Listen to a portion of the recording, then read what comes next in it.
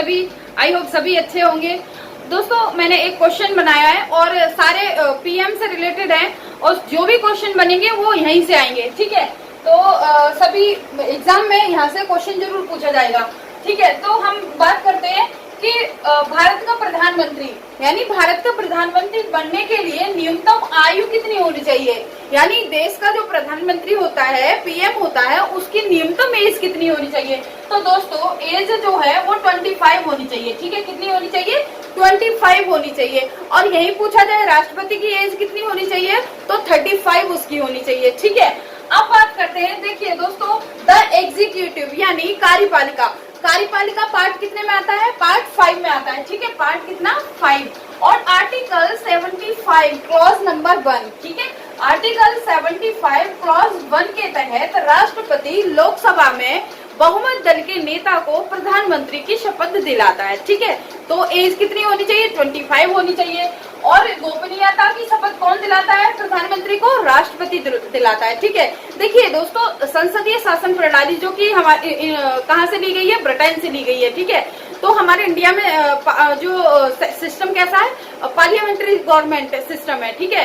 तो यानी कि संघ की कार्यपालिका शक्ति जो होती है वो राष्ट्रपति में निहित होगी, ठीक है। लेकिन वास्तविक शक्तियों का जो धर्ता कौन होगा? वो प्रधानमंत्री होगा। तो सारी पावर जो है वो प्रधानमंत्री और उसके मंत्रियों में होगी, ठीक है दोस्तों।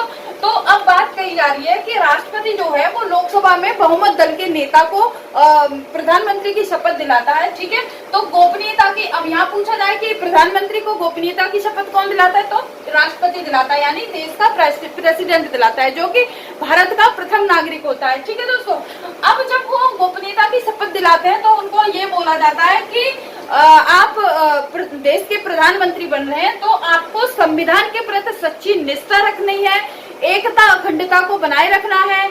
आपका कर्तव्य है कि मतलब इंटरनेशनल लेवल पर अपनी शांति को बनाए रखना, मेंटेन करना पीस को, ठीक है। तो संविधान के प्रति मतलब संविधान को किसी भी तरह का नष्ट नहीं किया जाए, उसमें किसी भी तरह का परिवर्तन नहीं किए जाए, है ना। कुल मिला के कहा जा रहा है कि संविधान के प्रति आदर सम्मान करना संविधान का, ठीक है।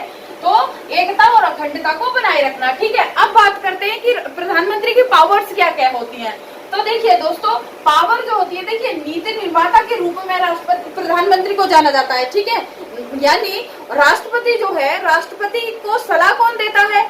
परामर्श कौन देता है? प्रधानमंत्री परामर्श देता है राष्ट्रपति को, ठीक है। जैसे लोकसभा आयोग के अध्यक्ष को अध्यक्ष की नियुक्ति करना, वित्त आयोग के अध्यक्ष की नियुक्ति करना, तो ये परामर्श कौन देता है? वो प्रधानमंत्री देता है राष्ट्रपति को, तब राष्ट्रपति उनकी नियुक्ति करता है, ठीक है।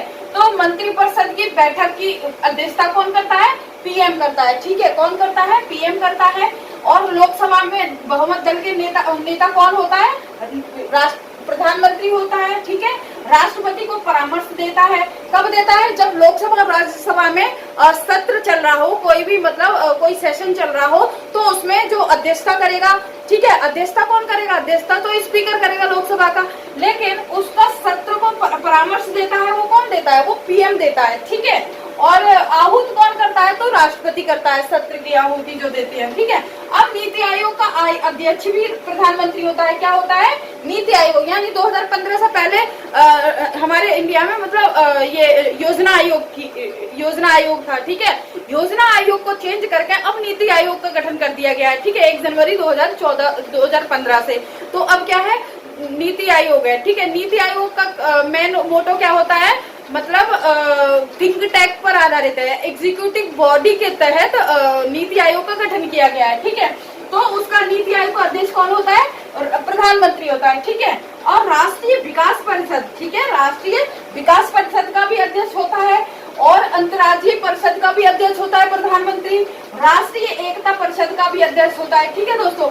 अब राष्ट्रपति को सलाह देता है तो कौन देता है? प्रधानमंत्री देता है। जैसे भारत का महान न्यायवादी की नियुक्ति करना या महानियंत्रक एक लेखक परीक्षक होता है उसकी नियुक्ति करवाना, ठीक है। और यूपीएससी वित्त आयोग का अध्यक्ष, जैसा कि मैंने बताया।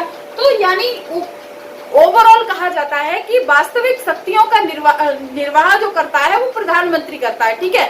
संघ की कार्यपालिका शक्ति जो नाम मात्र की शक्ति जो होती है वो राष्ट्रपति के पास होती है, लेकिन वास्तविक शासन की बागडोर जो होती है वो प्रधानमंत्री के हाथ में होती है। प्रधानमंत्री के बाद जो जितने भी मंत्री होते हैं, है ना, तो मंत्रिपरिषद और प्रधानमंत्री सारी पावर जो होती है इन दोनों के बीच में होती है, ठीक है। लेकिन परामर्श संबंधी जिनकी भी नियुक्ति की जाती है तो उसको परामर्श देता है, कौन देता है? प्रधानमंत्री परामर्श देता है राष्ट्रपति को, ठीक है। तो कैसा लगा कमेंट करके जरूर बताइए। Thank you so much for watching.